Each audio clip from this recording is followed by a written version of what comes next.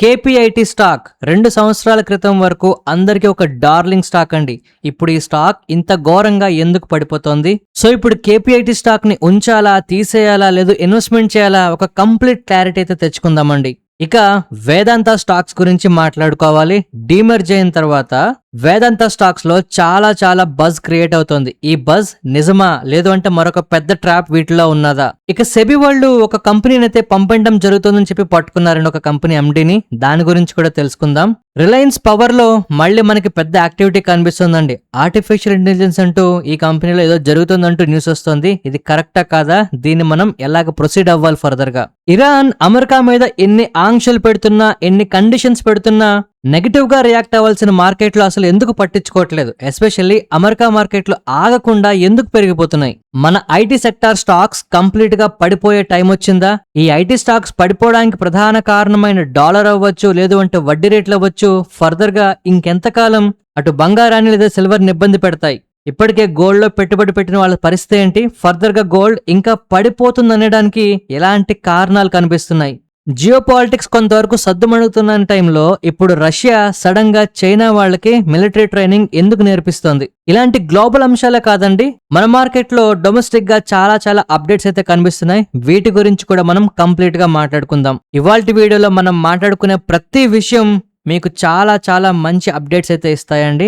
ఈ వీడియో పూర్తిగా చూసిన తర్వాత నేను చెప్పింది కరెక్ట్ అనిపించినా, లేదు నేను చెప్పింది మీకు నచ్చినా తప్పకుండా మన వీడియోకి లైక్ చేయండి, మన ఛానల్ కి సబ్స్క్రైబ్ చేయండి. అండ్ ఈ వీడియో స్టార్ట్ చేసే ముందు మీ అందరికీ మళ్ళీ ఒక్కసారి చెప్తున్నానండి, వాట్సాప్ లో నాకు హాయ్ అని పెట్టిన ప్రతి ఒక్కరికి కూడా 15 గ్రోత్ స్టాక్స్ అయితే పంపించడం జరిగింది.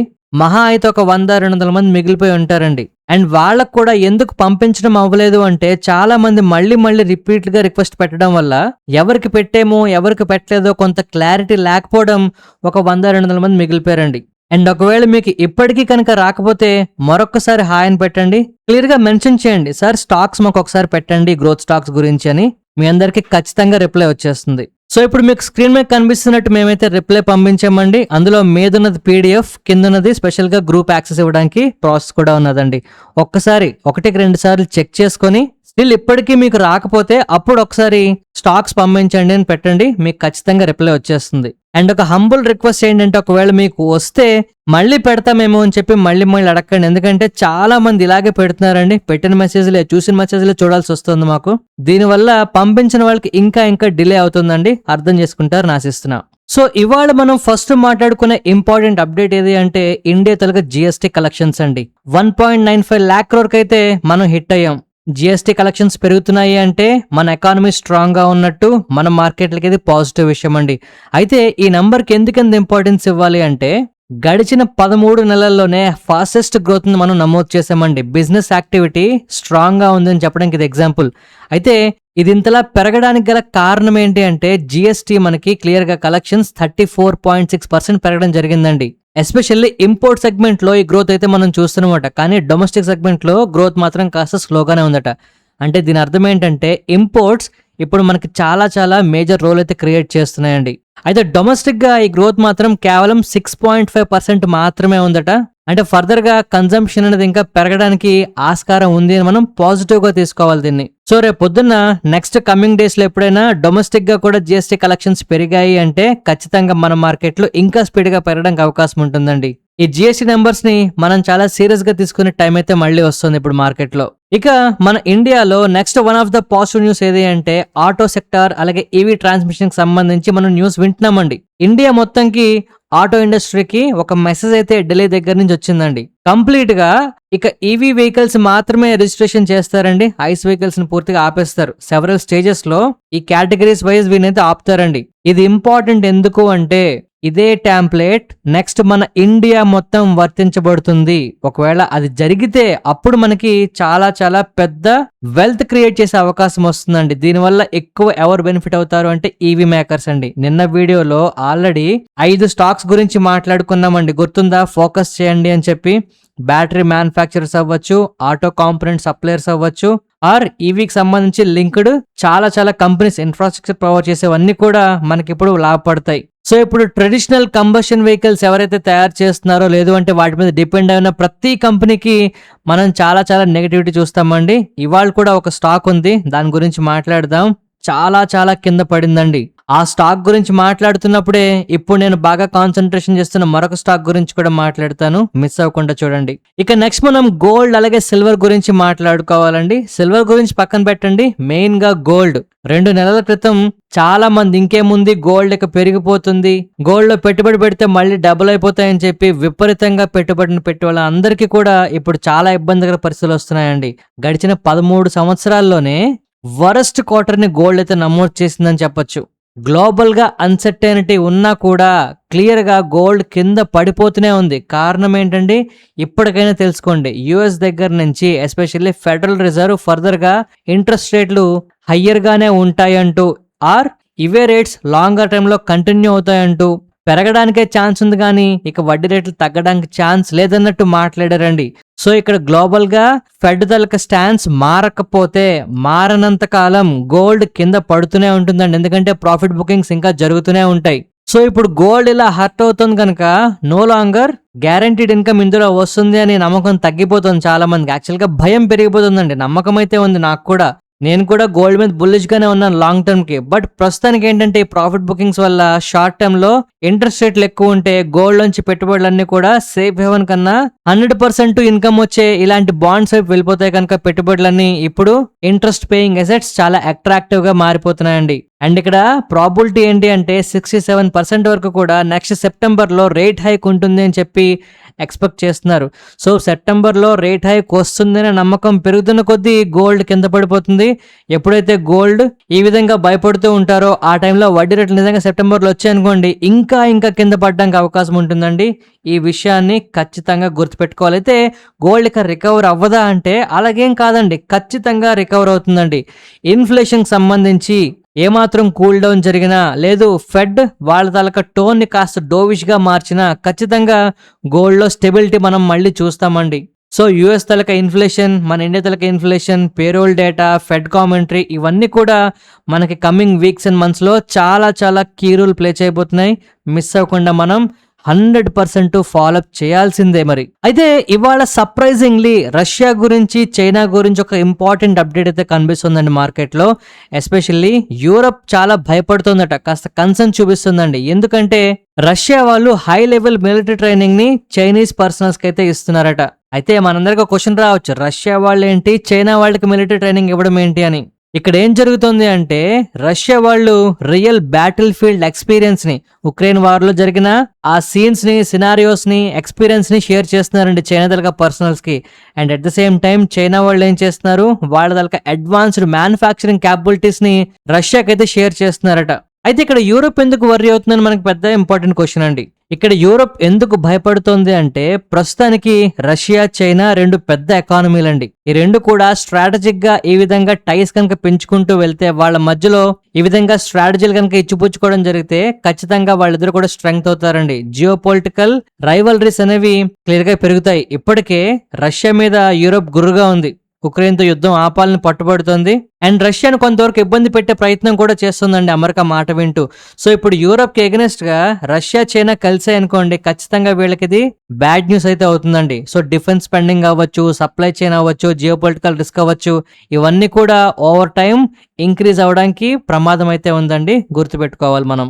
ఇక నెక్స్ట్ మార్కెట్ లో one of the biggest news కింద అందరం చెప్పుకోవాల్సిన విషయం అండి, కానీ మార్కెట్ లో ఎవరు కూడా పెద్దగా మాట్లాడట్లేదు దీని గురించి, ఎల్ నినో.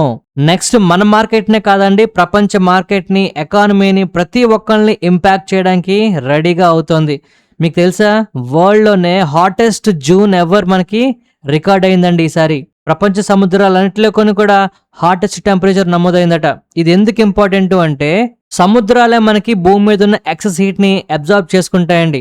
ఇది గ్లోబల్ తలక వెదర్ ని ఖచ్చితంగా ఇన్ఫ్లుయెన్స్ చేస్తుంది. ఎల్ నినో వస్తుంది అని ఎంతవరకు మాట్లాడుకున్నాం, ఇది క్లియర్ గా వచ్చి దాని ప్రభావం అప్పుడే చూపిస్తుందండి. టెంపరేచర్ పెరిగిపోతుంది అంటే అర్థం ఏంటి, కమింగ్ మంత్స్ లో టెంపరేచర్స్ ఈవెన్ హయ్యర్ గా ఉంటాయండి. ఎల్ నినో వల్ల ప్రభావం ఏంటి అంటే ఫస్ట్ టెంపరేచర్ ఎక్కువైపోతాయి, కమింగ్ మంత్స్ లో ఇంకా ప్రభావం చూపిస్తుందట. దీనివల్ల హీట్ వేవ్స్ కంటిన్యూ అవుతాయి, స్ట్రాంగర్ సైక్లోన్స్ మనం చూస్తామండి, ఫ్లడ్స్ రావచ్చు, డ్రాట్స్ రావచ్చు, ఇవన్నీ కూడా ఎకానమీని ఇబ్బంది పెట్టేస్తాయండి. సో ఇన్వెస్టర్స్ ఇప్పుడు ఖచ్చితంగా దీని మీద ట్రాక్ చేయాల్సిన అవసరం ఉంది. Agriculture, insurance, energy, commodity markets అన్ని కూడా ఈ ఎల్నినో మీద డిపెండ్ అవుతాయండి. ఖచ్చితంగా ప్రపంచ మార్కెట్లు అన్ని కూడా ఎల్నినో గురించి డిస్కస్ చేసే టైం అయితే రాబోతుందేమో. ఇక మనం మిడిల్ ఈస్ట్ గురించి మాట్లాడుకోవాలండి. ఇరాన్ కి యుఎస్ కి మధ్యలో కాన్ఫ్లిక్ట్ నిజంగా ఎండ్ అయిపోయిందా అంటే ఎండ్ అవ్వలేదండి. మనకు తెలుసు ఇక్కడ ఇరాన్ కొన్ని డిమాండ్స్ అయితే చేస్తుందండి. అమెరికా మాత్రమే ఇంప్లిమెంట్ చేయాలట ప్రీవియస్ కమిట్మెంట్స్ అన్ని కూడా, అప్పుడే ఇరాన్ ఫైనల్ నెగోషియేషన్స్ కి ఒప్పుకుంటాము అని చెప్పి డిమాండ్ చేస్తుందండి.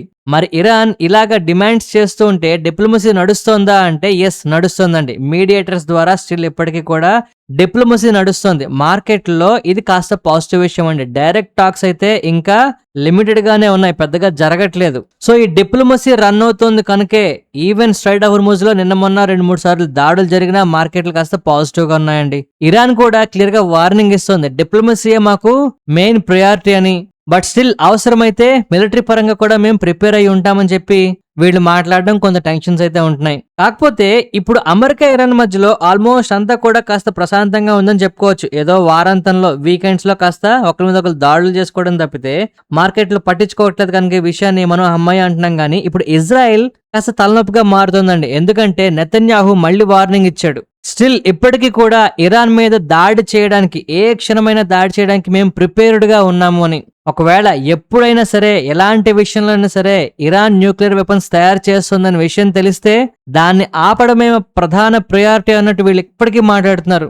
సో ఏదైతే మెయిన్ ఫస్ట్ కాన్ఫ్లిక్ట్ వచ్చిందో ఆ కాన్ఫ్లిక్ట్ కి ఆన్సర్ దొరికినా కూడా ఇరాన్ ఇప్పుడు 1,00,000 సార్లు చెప్పిందండి, మేము న్యూక్లియర్ వెపన్స్ తయారు చేయము, స్టాక్ పైల్స్ కూడా అమెరికాకి ఇవ్వం గానీ ఖచ్చితంగా ఎవరో ఒకరికి ఇచ్చేస్తామని. అయినా కూడా వీళ్ళు ఇదే మాట పట్టుకుని మళ్ళీ అదే విషయాన్ని లేవనెత్తుతున్నారు. సో ఈ విధంగా కాన్ఫ్లిక్ట్ ని మళ్ళీ వెనక్కి తీయడం లేదా తవ్వి తీయడం వల్ల ఇమ్మీడియట్ గా ఏదైతే కూల్ ఆఫ్ జరుగుతుందో అది మళ్ళీ రప్చర్ అయ్యే అవకాశం ఉంటుందండి మార్కెట్ లో. అది ఎప్పుడు జరుగుతుందో మనం చెప్పలేం కానీ ఇటు ఓ పక్క నెతన్యాహు, మరో పక్క ఏమో లెబనాన్ లో హెజ్బొల్లా వాళ్ళు రకరకాలుగా మాట్లాడడం, ఎవరి చర్యలు వాళ్ళు చేయడం చేస్తే ఇప్పుడు అమెరికా ఇరాన్ కాస్త వెనక తగ్గి పీస్ డీల్ చేసుకున్నా కూడా ఫలితం లేకుండా పోతుందండి. మార్కెట్లు దీన్ని ఎప్పుడు కూడా గమనిస్తుంటే ప్రస్తుతానికైతే పట్టించుకోవట్లేదు. సో మొత్తానికి ఏంటంటే అమెరికా మార్కెట్లు అయితే హ్యాపీగా పెరిగిపోతున్నాయండి. గడిచిన 6 years లోనే బెస్ట్ అండ్ స్ట్రాంగెస్ట్ క్వార్టర్ ని నాస్డాక్ అయితే డెలివర్ చేసిందండి. మీరు ఇది వింటున్నారా ఈ పదం? 6 సంవత్సరాల్లో బెస్ట్ క్వార్టర్ అట. మన మార్కెట్ లో పరిస్థితి చూడండి ఎలా ఉందో. ఈవెన్ ఇవాళ పొద్దున్న కాస్త పాజిటివ్ గా ఉన్న పోర్ట్ఫోలియోలు కూడా సాయంత్రం అయితే నెగిటివ్ గా మారిపోతున్నాయండి. అమెరికా మార్కెట్ లో ఆర్టిఫిషియల్ ఇంటెలిజెన్స్ కి సంబంధించి ఆప్టిమిజం క్లియర్ గా టెక్నాలజీ స్టాక్స్ ని పైకైతే తీసుకెళ్తోందండి. జియో పాలిటిక్స్ కి సంబంధించి కాస్త ఇష్యూలు ఉన్నప్పటికీ కూడా అమెరికా మార్కెట్లు వాటిని పట్టించుకోకుండా మీదకి పెరిగిపోతున్నాయి. ఇన్వెస్టర్స్ ఏ తాలూకా ఎర్నింగ్స్ చాలా స్ట్రాంగ్ గా వస్తాయి అని చెప్పి జియో పొలిటికల్ ఫియర్స్ ని కూడా పక్కన పెట్టి శుభ్రంగా మార్కెట్లను పైకి తీసుకెళ్తున్నారండి. కానీ మన ఐటీ స్టాక్స్, మన ఇండియన్ మార్కెట్లు స్టిల్ ఇంకా వాటినే ఇంకా చూస్తూ వెనక్కి అయితే తగ్గుతున్నాయి. సో ఇక్కడ అమెరికా మార్కెట్లు పెరిగిపోతున్నాయనే ఆనందం కన్నా హిడెన్ రిస్క్ కూడా ఉందండి. యుఎస్ డేటా మనకి ఒకవేళ ఫర్దర్ గా ఇంకా స్ట్రాంగ్ గా వస్తే ఫెడ్ రేట్ కట్స్ అనేవి తొందరగా తీసుకురాదండి. ఇది మార్కెట్ కి మళ్ళీ నెగిటివ్. అమెరికా మార్కెట్లు పెద్దగా నెగిటివ్ గా మారకపోయినా మన ఇండియన్ మార్కెట్లు మాత్రం కొప్పుకోవడానికి రెడీగా ఉంటున్నాయండి. సో యుఎస్ మార్కెట్లో గ్లోబల్ రిస్క్ అపెటైట్ కాస్త పెరుగుతుందండి. అక్కడ వాళ్ళ తలక ఎర్నింగ్స్ ఏకి సంబంధించి గ్రోత్ వాళ్ళు చూసుకుని మార్కెట్లు పెంచుకుంటున్నారు. కానీ అక్కడ వడ్డీ రేట్లు పెరిగినా, వడ్డీ రేట్లు తగ్గించమని చెప్పినా, లాంగ్ టర్మ్ లో వడ్డీ రేట్లు హయ్యర్ గా ఉంటాయని చెప్పినా, కాస్త హాకిష్ గా మాట్లాడినా, క్రూడ్ ఆయిల్ ప్రైసెస్ పెరిగినా, అమెరికాలో ఇన్ఫ్లేషన్ పెరిగినా, ఇలా ఏది జరిగినా మన మార్కెట్లకైతే మాత్రం ఖచ్చితంగా ఇది నెగిటివ్ గా మారడానికి అవకాశం ఉంటుందండి. అండ్ ఈ టైంలో రీసెంట్ గా ఇరాన్ వాళ్ళు మాట్లాడడానికి కాస్త రిఫ్యూజ్ చేశారండి. అవునా, దోహాకు వస్తాము కానీ మాట్లాడమన్నారు. దీనివల్ల ఆయిల్ రేట్లు మళ్ళీ పెరుగుతున్నాయి. మిడిల్ ఈస్ట్ లో క్రైసిస్ అనేవి మళ్ళీ కంటిన్యూ అవుతున్నాయండి. సో ఎప్పుడైతే ఈ విధంగా మాట్లాడము అన్నారో ఫస్ట్ సీజ్ ఫైర్ కి సంబంధించి అందరూ కూడా మాట్లాడతారు మళ్ళీ. ఎందుకంటే ఇప్పుడు యుద్ధం ఆగాలి అంటే సీజ్ ఫైర్ నిలబడాలండి. ఇప్పటికే పేపర్ మీద మాత్రమే కనిపిస్తున్నది. ఈ విధంగా మాట్లాడము అంటే ట్రంప్ ఎప్పుడైనా సరే సీజ్ ఫైర్ క్యాన్సిల్ అంటాడేమో అని భయపడుతుంది మార్కెట్. సో దీనివల్ల ఆయిల్ ప్రైసెస్ మనకి పెరగబోతున్నాయండి. ఇవి ఇలాగే పెరిగితే మళ్ళీ మన మార్కెట్లో ఇంకొంచెం నెగిటివిటీ ఎక్కువ అవుతుంది. కానీ ఇక్కడ ప్రాబ్లం ఏంటంటే ఆయిల్ పెరుగుతున్నా ఇవాళ మన మార్కెట్లు కాస్త పాజిటివ్ గా ఉన్నాయి. ఇది మనం ఇంపార్టెంట్ గా తెలుసుకోవాలండి. ఎందుకంటే గిఫ్ట్ నిఫ్టీ ఇవాళ మార్కెట్ ఓపెన్ అవ్వక ముందు నుంచి పాజిటివ్ గా ఉండడం, యుఎస్ లో ఓవర్ నైట్ ర్యాలీ అనేది చాలా బాగుందండి. సెంటిమెంట్ పాజిటివ్ గా మారడం, ఇరాన్ తాలూకా అన్సర్టెనిటీకి సంబంధించి ఆప్టిమిజం పెరగడం, ఎఫ్ఐఎస్ సెల్లింగ్ కొంతవరకు మనల్ని ఇబ్బంది పెడుతున్నా మార్కెట్ లో పాజిటివిటీ కనిపించింది. ఈ పాజిటివిటీ కాస్త తగ్గినా కూడా మళ్ళీ మార్కెట్లో మధ్యాహ్నం పూట బాగా బయింగ్ అనేది జరిగి మార్కెట్లో పెరుగుదల కనిపించింది. కానీ ఇక్కడ గమనించాల్సిన మోస్ట్ ఇంపార్టెంట్ విషయం ఏంటి అంటే గవర్నమెంట్ క్వైట్లీ $2 బిలియన్ ని రైజ్ చేసిందండి. పిఎస్యు కంపెనీస్ లో గవర్నమెంట్ స్టేక్స్ అయితే అమ్మింది. వీకర్ మార్కెట్లు ఉన్నప్పటికీ కూడా మన ఇండియన్ గవర్నమెంట్ ఈ విధంగా స్టేక్స్ సేల్ చేయడం మార్కెట్ లో కొంత ఇబ్బందికర వాతావరణం రావచ్చు. ఎందుకంటే ఇన్స్టిట్యూషనల్ గా డిమాండ్ మనకు స్టిల్లింగ్ గా కనిపిస్తుందండి. కోల్ ఇండియా గానీ ఎన్హెచ్పిసి గానీ వీటిలో వాటాలు అమ్మేస్తుంది. అయితే గవర్నమెంట్ అమ్మేస్తోంది అనే భయం కన్నా ఎవరు కొంటున్నారు అనేది మనం గమనిస్తే కాస్త భయం అయితే తగ్గుతుందండి. ఎప్పటికీ కూడా క్వాలిటీ పిఎస్యూస్ కొనడానికి మార్కెట్ లో చాలా మంది రెడీగా ఉన్నారండి. ఇది మనకి పాజిటివ్ విషయం. అయితే ఎటొచ్చి మన ఐటీ సెక్టర్ గురించే అంతా కూడా నెగటివిటీ వస్తుందండి. ఇప్పుడు నోమురా వాళ్ళు కూడా దీని గురించి కాస్త టార్గెట్లు కట్ చేయడం, సెవెరల్ ఐటీ ఫర్మ్స్ గురించి కాస్త ఇబ్బందికరంగా మాట్లాడడం చేస్తున్నారండి. ఎందుకంటే ఏఐ డిస్రప్షన్ కానీ లేదంటే వీక్ క్లయింట్ స్పెండింగ్ కానీ మనకి క్లియర్ గా మార్కెట్ లో న్యూస్ వచ్చేసిందండి. సో ఏఐ ఫర్దర్ గా డిమాండ్ తగ్గించేస్తుందని, దీనివల్ల సాఫ్ట్వేర్ సర్వీస్ తలక గ్రోత్ అనేది కాస్త ఇబ్బందికరంగా మారుతుందని, ప్రైసింగ్ ప్రెషర్ మెయిన్ పెరిగిపోతుందని, కొన్ని కంపెనీస్ కి ఆపర్చునిటీగా మారుతుంటే పెద్ద కంపెనీస్ కి ఖచ్చితంగా ఒక డిస్రప్షన్ అయితే తీసుకొస్తుందని చెప్పి వీళ్ళు మాట్లాడడం ఐటీ సెక్టార్ లో మనం కాస్త నెగటివిటీ స్టిల్ ఇవాళ కూడా మనం చూస్తున్నామండి. Tech Mahindra, HCl tech, KPIT ఇవన్నీ పడుతున్నాయి. వీక్ గైడెన్స్, ఏఐ ఫియర్స్ ఇవన్నీ ఉన్నాయండి. అయితే ఇది కంపెనీ స్పెసిఫిక్ గా అంటే కాదు, బాగా పెరుగుతున్న ఐటీ కంపెనీస్ కూడా మనకు కనిపిస్తున్నాయి. సో ఇక్కడ మనం ఏం గమనించాలంటే మార్కెట్ లీడర్షిప్ అనేది షిఫ్ట్ అయిపోతుందండి ఐటీలో. ఇవాళ మనం ఫస్ట్ మాట్లాడుకోవాల్సిన స్టాక్ కేపీఐటీ అండి. ఈ కేపీఐటీ పడిపోతుంది అని అందరికీ తెలుసు. ప్రధాన కారణం ఏంటి అంటే కేపీఐటీ తాలూకా మెయిన్ కస్టమర్స్ అయిన బిఎండబ్ల్యూ, వోక్స్ వ్యాగన్ వాళ్ళ తాలూకా టెక్నాలజీ స్పెండింగ్ ని తగ్గించేసాయండి. అంటే కంపెనీకి రావాల్సిన రెవెన్యూస్ ఫ్యూచర్ లో తగ్గిపోతున్నాయని క్లియర్ గా మెసేజ్ అయితే వచ్చింది. అందువల్లే మార్కెట్లు పడిపోయాయి ఇవాళ. కానీ ఇది కేపీఐటీ ఒక్కదాని తాగలేదండి. టాటా ఎలక్సీ, టాటా టెక్నాలజీస్ కూడా పడిపోయాయి. అంటే ఇప్పుడు ఏ కంపెనీస్ కి తక్కువ కస్టమర్ల నుంచి ఎక్కువ రెవెన్యూ వస్తుందో అలాంటి స్టాక్స్ అన్ని కూడా మనకు పడే అవకాశం కనిపిస్తుంది. ఇది మనం ఇంపార్టెంట్ గా తెలుసుకోవాల్సిన విషయం. మీ దగ్గర ఆటో యాన్సిలరీ స్టాక్ ఏదున్నా కూడా ఒక కస్టమర్ దగ్గర నుంచే 40% 50% రెవెన్యూస్ వస్తున్నాయి అనుకోండి, ఎస్పెషల్లీ అది ఇలాగ సెగ్మెంట్ లో ఉంటే అవి కూడా నెగిటివ్ గా మారిపోతాయి ఫర్దర్ గా. అయితే అసలు కేపీఐటీ గురించి ఫర్దర్ గా పరిస్థితి ఫ్యూచర్ ఏ విధంగా ఉండబోతుంది, ఇక్కడ నుంచి పరిస్థితిని తట్టుకొని లేవగలదా లేదు, ఓవరాల్ గా పరిస్థితి ఏంటి అంటే ఒక్క విషయం మాత్రం చాలా క్లియర్ గా చెప్పొచ్చు. కేపీఐటీ తాలూకా ప్రాబ్లం కేవలం టెంపరరీయే. యూరోపియన్ ఆటో డిమాండ్ మనకి కంప్లీట్ స్వరూపాన్ని మార్చుకుంటోంది.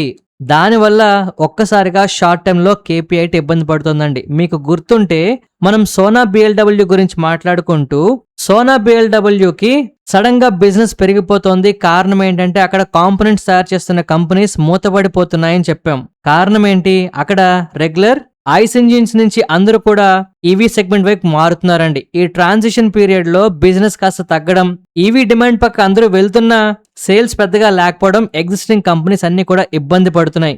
ఈ ట్రాన్సిషన్ పీరియడ్ లో చాలా కంపెనీస్ కి తాత్కాలికంగా రెవెన్యూస్ ఖచ్చితంగా ఇబ్బంది పడతాయండి. ఇది మనం ముందుగానే చెప్పుకున్నాం, గుర్తుందా?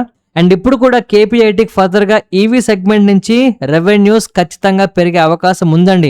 అందుకే ఇప్పుడున్న ప్రాబ్లం ని టెంపరరీ అంటున్నాం. ఇప్పుడున్న ప్రాబ్లం ఏంటి అంటే ఖచ్చితంగా రెవెన్యూస్ ఫస్ట్ డిక్లైన్ అయిపోతాయండి. ఆ తర్వాత మార్జిన్ ప్రెషర్ కూడా ఖచ్చితంగా వస్తుంది. బిఎండబ్ల్యూ, వోక్స్ వ్యాగన్ క్లియర్ గా 12% అబోవ్ రెవెన్యూస్ ని కంట్రిబ్యూట్ చేస్తున్నారండి. కాకపోతే ఈవీ అండ్ దానికి సంబంధించిన ఆపర్చునిటీ ఖచ్చితంగా మనకి ఎగ్జిస్ట్ అయ్యి ఉంది కనుక మళ్ళీ రికవరీ అనేది వస్తుంది. బట్ యూరోప్ లో ఈ ఈవీ డిమాండ్ నెమ్మదిగా పికప్ అవుతుందండి. ఆ పికప్ అయిన తర్వాతే ఈ స్టాక్ లో కూడా మనకి రెవెన్యూస్ పెరుగుతాయి. సో ఈ టైంలో ఈవీ సెగ్మెంట్స్ కి సంబంధించి బాగా ఇబ్బంది పడుతున్న స్టాక్స్ ఇవైతే అదే ఆపర్చునిటీగా మార్చుకుంటున్న స్టాక్ లో సోనా బిఎల్డబ్ల్యూ మనకు కనిపిస్తుందండి. దీని గురించి మనం చాలా క్లియర్ గా చెప్పుకున్నాం, అవునా కాదా? నెక్స్ట్ మనం స్టాండర్డ్ ఇంజనీరింగ్ గురించి మాట్లాడుకోవాలండి. స్టాండర్డ్ ఇంజనీరింగ్ టెక్నాలజీ లిమిటెడ్ ఇవాళ స్టాక్ మార్కెట్ లో మోస్ట్ బజ్జింగ్ స్టాక్ అండి. ఇది మన హైదరాబాద్ బేస్డ్ కంపెనీ అండి. విపరీతమైన క్రేజ్ అయితే మనకు వస్తుంది. బట్ ఈ కంపెనీలో ఏం జరుగుతుందో ఒక్కసారి ఖచ్చితంగా తెలుసుకోండి. 5 ట్రిలియన్ ఆపర్చునిటీ అనేది మనకి ఎమర్జ్ అవుతుందండి. దీంట్లో ఈ కంపెనీకి చాలా చాలా ఇంపార్టెన్స్ అయితే రాబోతోంది. ఒక్కసారిగా ప్రతి ఒక్కళ్ళు కూడా ఈ కంపెనీ గురించి, డేటా సెంటర్స్ గురించి మాట్లాడుతున్నారు. కారణం ఏంటి అంటే ఏఐకి సంబంధించి మ్యాసివ్ కంప్యూటింగ్ రిక్వైర్మెంట్ అనేది కావాలండి. దీనికోసం ఎరానమస్ డిమాండ్ మనకు క్రియేట్ అవుతుంది. ఇది డేటా సెంటర్స్ కి ప్రపంచ వ్యాప్తంగా ఈ డిమాండ్ అయితే పెరుగుతుందండి. అయితే ఇక్కడే జీ స్కేల్ అనే కంపెనీ డేటా సెంటర్ కి సంబంధించి చాలా విభాగాల్లో కవర్ చేస్తుంది. Engineering, manufacturing, construction, modular infrastructure, consulting, ఇలాగా అన్నిటినీ కూడా ప్రొవైడ్ చేస్తుందండి ఒక కంపెనీని. ఇప్పుడు ఆ కంపెనీని మన హైదరాబాద్ బేస్డ్ కంపెనీ అయిన స్టాండర్డ్ ఇంజనీరింగ్ టెక్నాలజీ ఎక్వైర్ చేస్తోంది. అయితే ఇక్కడ ఈ జీలో గిగావాట్ అనే పదం చాలా ఇంపార్టెంట్ అని చెప్పి ఈ కంపెనీ దగ్గర నుంచి న్యూస్ వస్తుంది. ఇంతకు ముందు డేటా సెంటర్స్ ని మెగావాట్స్ లో మెజర్ చేసేవారు, కానీ ఏ డిమాండ్ వల్ల ఇప్పుడు ప్రాజెక్ట్స్ అన్ని టువర్డ్స్ గిగావాట్ వైపు స్కేల్ అవుతున్నాయి. సో ఇప్పుడు జీ స్కేల్ ని ఎక్వైర్ చేయడంలో ఖచ్చితంగా గ్రోత్ ని సాధించగలము అనేలాగా కంపెనీ దగ్గర నుంచి మెసేజ్లు అయితే వస్తున్నాయండి. మీకు తెలుసా అండి, అరౌండ్ 50 to 60% ఆఫ్ ద ఏఐకి సంబంధించి డేటా సెంటర్ ఇన్వెస్ట్మెంట్ అంతా కూడా పవర్ కి, కూలింగ్ కి వీళ్ళు ఖర్చు పెట్టాల్సిందైతే ఉంటుంది. ఇప్పుడు ఎగ్జాక్ట్లీ అవే సెగ్మెంట్స్ లో స్టాండర్డ్ ఇంజనీరింగ్ టెక్నాలజీ వాళ్ళు ప్రొవైడ్ చేస్తున్నారండి. సో ఇక్కడ హిడెన్ ఆపర్చునిటీ ఏంటి అంటే అరౌండ్ 60 బిలియన్ వరకు మనకి ఇండియాకి ఏ డేటా సెంటర్ సంబంధించి 2030 కల్లా ఇన్ఫ్లోస్ రాబోతున్నాయి. నెంబర్ గమనించండి, 60 బిలియన్. ఇది ఖచ్చితంగా ఆపర్చునిటీస్ ని అక్రాస్ ఎలక్ట్రికల్ ఎక్విప్మెంట్స్ అవ్వచ్చు, కూలింగ్ సిస్టమ్స్ అవ్వచ్చు, ఇన్ఫ్రాస్ట్రక్చర్ అవ్వచ్చు, అన్నిట్లోని క్రియేట్ చేస్తుందండి. ఈ న్యూస్ వల్ల ఈ స్టాక్ లో చాలా చాలా బజ్ క్రియేట్ అవుతోంది. ఖచ్చితంగా దీన్ని మనం ట్రాక్ చేయాలి. నెక్స్ట్ మనం వేదాంత గ్రూప్ స్టాక్స్ గురించి మాట్లాడుకోవాలండి. మీకు చెప్తే అబద్ధం, నెక్స్ట్ ఈ కమింగ్ డేస్ లో ఈ స్టాక్స్ లో బజ్ ఇంకా ఇంకా ఎక్కువ అవుతుందండి. ప్రాబ్లం ఏంటి అంటే T2T సెగ్మెంట్ నుంచి వీళ్ళైతే ఎగ్జిట్ అయ్యారు. అంటే ఇందులో ఇంట్రాడే ట్రేడింగ్ రెజ్యూమ్ అవుతుంది, ట్రేడింగ్ రిస్ట్రిక్షన్స్ అనేవి రిమూవ్ చేయబడతాయి, ఖచ్చితంగా ఇంప్రూవ్ అనేది అవుతుందండి లిక్విడిటీ. సో ఇప్పుడు లిక్విడిటీ మాత్రమే ఈ కంపెనీస్ ని పైకి తీసుకెళ్తుందండి. ఒక్క మాట మనం ఖచ్చితంగా చెప్పుకోవచ్చు. కాకపోతే ఫర్దర్ గా ఈ స్టాక్ లో ఇంకా మనం గ్రోత్ చూస్తామండి. కారణం ఏంటి అంటే ఇప్పుడు ఇండియాలో ఎగ్జిస్టింగ్ సినారియో మనకు చూసుకుంటే అల్యూమినియం అవ్వచ్చు, ఆయిల్ అండ్ గ్యాస్ అవ్వచ్చు, పవర్ అవ్వచ్చు, ఐరన్ అండ్ స్టీల్ అవ్వచ్చు, ప్రతి సెగ్మెంట్ కూడా 100% మనం ఇంపార్టెన్స్ ఇవ్వాల్సిన సెగ్మెంట్స్ కింద ఉన్నాయండి. సో టైల్ విండ్స్ అనేవి ఖచ్చితంగా ఈ కంపెనీస్ అన్నిటికీ మనకు తోడవుతాయండి. షార్ట్ టర్మ్ లో ఇబ్బందులు ఉంటాయా ఉండవా అనేది ఎవ్వరం చెప్పలేం, బట్ ఖచ్చితంగా లాంగ్ టర్మ్ లో వెల్త్ జనరేట్ చేయడానికి అవకాశం ఉండొచ్చండి, ప్రొవైడెడ్ మనం రిజల్ట్స్ ని ట్రాక్ చేసుకుంటూ వెళ్ళాలి. నేను మళ్ళీ చెప్తున్నానండి, వేదాంత వాళ్ళు డీమెర్జ్ అవ్వడానికి గల ప్రధాన కారణం వాళ్ళ తలక అప్పులను తగ్గించుకుని కాస్త కంపెనీని రీస్ట్రక్చర్ చేయడానికి, ఎగ్జిస్టింగ్ ప్రాబ్లమ్ ని వాళ్ళు సాల్వ్ చేయడానికి చూస్తున్నారు. ఆ ప్రాబ్లం అనేది సాల్వ్ అయిందా అంటే అవ్వలేదండి. కంపెనీలు మాత్రం 4 కంపెనీలుగా 5 కంపెనీలుగా డివైడ్ అయ్యాయి. సో ఈ ప్రాబ్లమ్ ని ట్రాక్ చేసుకుంటూ కమింగ్ డేస్ లో ఏ కంపెనీస్ ఈ 4 పర్ఫామ్ చేస్తున్నాయో చూసుకుంటూ వెళ్తే ఖచ్చితంగా మనకి వెల్త్ జనరేట్ చేసే స్టాక్స్ దొరుకుతాయండి. ఖచ్చితంగా వీటిని ట్రాక్ చేయండి. నెక్స్ట్ మనం రిలయన్స్ పవర్ గురించి మాట్లాడుకోవాలండి. నవ్వుతో నా భవిష్యత్ అన్నట్టయితే ఇవాళ ఈ స్టాక్ లో మొమెంటం మనం చూసాం. తస్మాత్ జాగ్రత్త. ఆర్టిఫిషియల్ ఇంటెలిజెన్స్ AI అనే ఒక మాట వినపడగానే రిలయన్స్ పవర్ లో ఇవాళ ఇంత పెద్ద ర్యాలీ వచ్చిందండి. గడిచిన 1 year లో ఎప్పుడూ లేనంత వాల్యూమ్స్ ఇవాళ నమోదయ్యాయి. ఏఐకి సంబంధించిన రిలేటెడ్ ఎక్స్పాన్షన్ చేస్తామని చెప్పి కంపెనీ అనౌన్స్ చేసిన వెంటనే ఇలాంటి ర్యాలీ మనం చూస్తున్నామండి. జనరల్ గా AI అనే మాట వినగానే అందరూ కూడా చేస్ చేస్తున్నారు ఇప్పుడు స్టాక్స్ ని. వీళ్ళు అనౌన్స్ చేసిన దాని వల్ల కంపెనీకి రెవెన్యూస్ ఏమైనా పెరిగాయండి? కొత్త ఆర్డర్లు వచ్చే న్యూస్ ఏమైనా వచ్చిందా అండి? లేదు. కేవలం అనౌన్స్ చేసిన ఒక హైప్ వల్ల మాత్రమే ఇప్పుడు స్టాక్ ప్రైస్ పెరుగుతోంది. ఇప్పుడు వీళ్ళు ఎందులోకైతే ఎక్స్పాన్షన్ చేస్తున్నారో వాటి వల్ల రెవెన్యూస్ మీనింగ్ఫుల్లీ ఇంప్రూవ్ అవుతాయా, సిగ్నిఫికెంట్ గా ఇంపాక్ట్ చూపిస్తాయా అంటే లేదు. ప్రస్తుతానికి అలాంటి విషయాలు ఏవి కూడా తెలియవండి. వచ్చిన న్యూస్ అయితే మంచిది అనుకోవడానికి మాత్రమే, అది జరుగుతుందో లేదో కూడా మనం చెప్పలేం. ఇప్పుడు చాలా కంపెనీస్ AI అనే పదాన్ని తగిలించుకొని పెరిగిపోవడానికి ప్రయత్నాలు చేస్తున్నాయండి. ముమ్మాటికి తస్మాత్ జాగ్రత్తగా మనం ఉండాలి. సో ప్రస్తుతానికి టెంపరీగా స్టాక్ ప్రైస్ లో చాలా చాలా గ్రోత్ కనిపిస్తుందండి, టెంప్ట్ అవ్వద్దు. నెక్స్ట్ డార్జిలింగ్ ఇండస్ట్రీస్ గురించి మాట్లాడుకోవాలండి. సెబీ క్లియర్ గా ఇందులో పంప్ అండ్ డంప్ జరుగుతోందని చెప్పి బస్ చేసిందండి. ఇవాళ ఈ స్టాక్ లోవర్ సర్క్యూట్ లో ఉంది. అయితే సినిమాలో చూపించినట్టు అంతా అయిపోయిన తర్వాత లాస్ట్ లో వస్తారండి పోలీసులు. అలాగా సెబీ వాళ్ళు ఏదో ఒకటి అట్లీస్ట్ ఎప్పటికైనా రియాక్ట్ అవుతుందని మనం ఆశిస్తున్నాం. ఆల్మోస్ట్ 10 ఎంటిటీస్ అయితే బార్ చేశారండి మార్కెట్ లోకి రానికుండా. ఈ కంపెనీ ఎండెన్ కూడా వీళ్ళు బ్యాన్ చేశారు. క్లియర్ గా మ్యానిపులేషన్ జరిగిందని, ఫండ్స్ డైవర్షన్ అయిపోయాయని, కంపెనీలకు ఆఫీసెస్ కంప్లీట్ గా నాన్ ఫంక్షనల్ గా ఉన్నాయని, అండ్ కమింగ్ డేస్ లో లాక్ ఇన్ పీరియడ్ కూడా ఎండ్ అవబోతుందని, దీనివల్ల ఇప్పుడు సెబీ సడన్ గా దీని మీద యాక్షన్ అయితే తీసుకుంటుందండి. మొత్తానికి ఏంటి అంటే ఇలాంటి స్టాక్స్ తో మనం ఖచ్చితంగా చాలా జాగ్రత్తగా ఉండాలండి. మీలో ఎవరైనా ఇలాంటి స్టాక్స్ లో ఇన్వెస్ట్మెంట్స్ చేశారా? ఎస్పెషల్లీ ఈ స్టాక్ లో ఇన్వెస్ట్మెంట్ చేయని చెప్పి మీకు ఎవరైనా టిప్స్ ఇచ్చారా? ఒకసారి వస్తే కామెంట్ సెక్షన్ లో ఆ డీటెయిల్స్ చెప్పడానికి ట్రై చేయండి. నెక్స్ట్ మనం జనా స్మాల్ ఫైనాన్స్ బ్యాంక్ గురించి మాట్లాడుకోవాలండి. ఇవాళ ఈ స్టాక్ లో నీజర్క్ రియాక్షన్ అయితే మనం చూసాం. ఒక్కసారిగా కింద పడి ఫైనల్ గా చిన్న రికవరీ అయితే చూపించింది.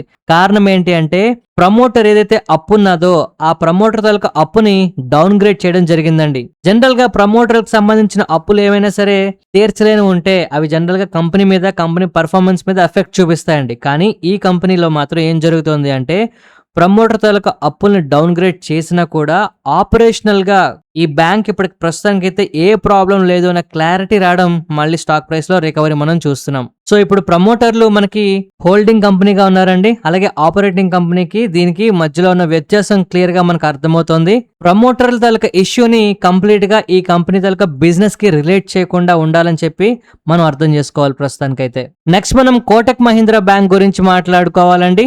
ఇండియాలో డచెస్ బ్యాంక్ తాలూకా రిటైల్ బిజినెస్ ని వీళ్ళు అక్వైర్ చేశారండి. ఇది కంపెనీకి ఎక్కువ కస్టమర్లని మరి కాస్త ఎక్కువ డిపాజిట్స్ ని తీసుకొస్తుంది. ఇది వెల్త్ మేనేజ్మెంట్ సెగ్మెంట్ లో ఎక్స్పాన్షన్ అవ్వడానికి ఒక హిడెన్ ఆపర్చునిటీగా అయితే వీళ్ళకి కనిపిస్తుందండి.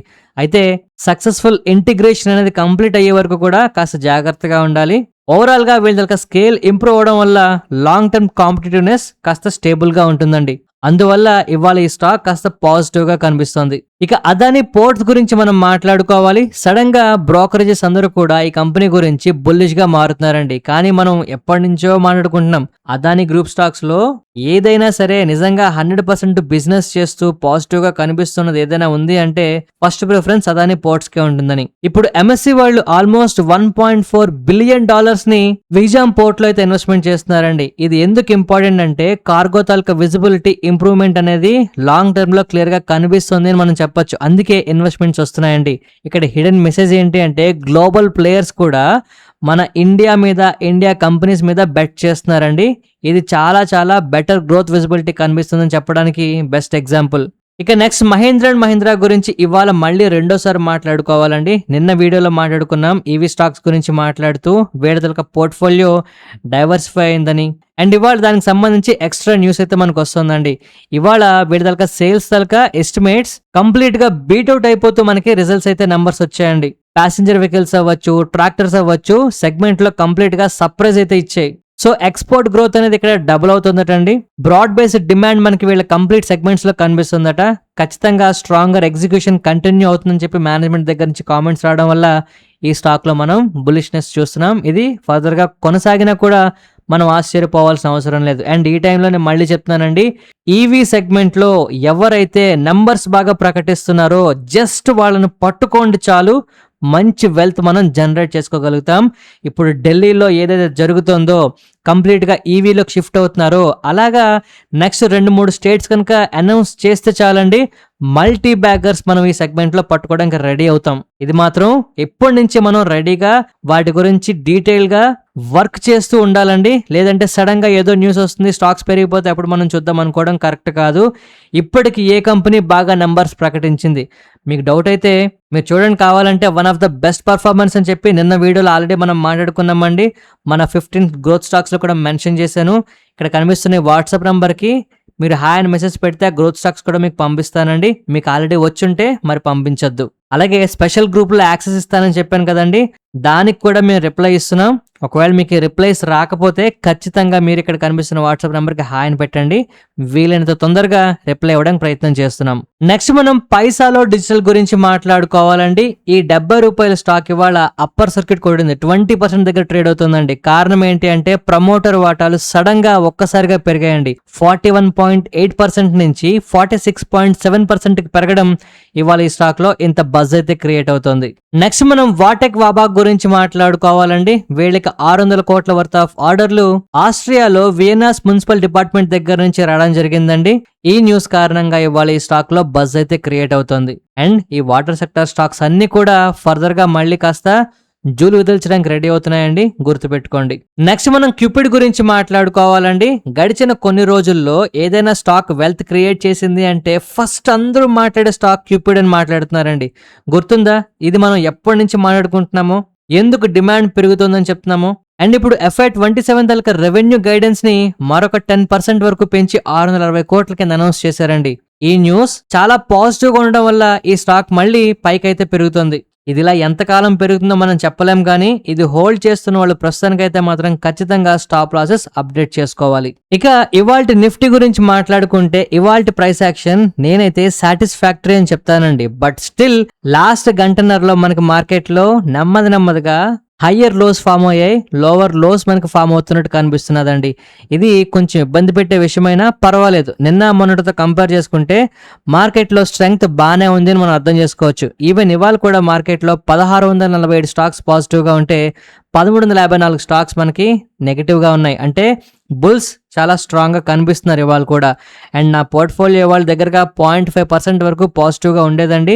1% వరకు పెరిగి మార్కెట్లు పడే టైంకి కంప్లీట్గా ఫ్లాట్గా క్లోజ్ అయింది. ఇవాళ పొద్దున్న మార్కెట్తో పాటు నా పోర్ట్ఫోలియో కూడా పెరిగిందండి. బట్ మధ్యాహ్నం నుంచి కంటిన్యూస్గా కింద పడిపోతూ వచ్చింది. మరి మీ పోర్ట్ఫోలియో వాళ్ళు ఎలా ఉంది? మీ పోర్ట్ఫోలియోలో పెరిగిన స్టాక్స్ ఏవి ఒకసారి కామెంట్ సెక్షన్లో తప్పకుండా చెప్పండి. ఇక నిఫ్టీ గురించి మాట్లాడుకుంటే మనకి ఇవాళ ఒక ఇన్సైడ్ బార్ అయితే ఫామ్ అయిందండి. ఈ ఇన్సైడ్ బార్ ఖచ్చితంగా మనకి బ్రేక్అవుట్ అయితే వస్తుంది. చాలా మంది ఇన్సైడ్ బార్ అంటే సార్ బాడీ ఒక్కటే ఇన్సైడ్ ఉంది కదా, టైల్ బయటకు వెళ్ళింది కదా అని అంటారండి. క్లియర్ గా కనుక మనం గమనిస్తే ఎగ్జాక్ట్లీ సపోర్ట్ లెవెల్ దగ్గర ఒక బాడీలో మిగిలిన క్యాండిల్స్ తాలూకా బాడీస్ అన్ని రీసెంట్ గా మనకి సెట్ అయిపోతున్నాయి. గమనించారా? ఇక్కడ కనిపిస్తున్న ఈ రెడ్ క్యాండిల్ చూడండి. ఈ రెడ్ క్యాండిల్ తాలూకా రేంజ్ లో గడిచిన 2 రోజులుగా మనకి మార్కెట్లు ఉండిపోయండి, ఇవాళతో కలిపి 3వ రోజు కూడా. సో ఈ రేంజ్ బ్రేక్అవుట్ కోసం నేనైతే ఖచ్చితంగా వెయిట్ చేస్తున్నానండి. అప్పర్ సైడ్ అయితే మినిమం లెవెల్ నేను చూస్తున్నది 24,000 నుంచి 24,100. ఈ రేంజ్ దాటితే గానీ మార్కెట్లో మనకి బుల్లిష్ లెవెల్స్ కనబడకపోవచ్చు అండి. ఇక రేపటికి మాత్రమే మనం గమనించాలంటే ఇవాల్టి హై అప్రాక్స్ గా తీసుకుంటే 24,050 అండి. ఈ లెవెల్ మీద నుంటే పర్వాలేదు, లేదంటే మళ్ళీ కన్సల్టేషన్ కంటిన్యూ అవుతుంది. ఈ వీడియో నచ్చితే తప్పకుండా లైక్ చేయండి. ఎవరికైనా ఉపయోగపడుతుందంటే మీ ఫ్రెండ్స్ అండ్ కొలీగ్స్ అందరికీ షేర్ చేయండి. ఈ హెల్ప్ చేస్తారని ఆశిస్తూ మరొక మంచి వీడియోతో కలుద్దామండి. ధన్యవాదాలు.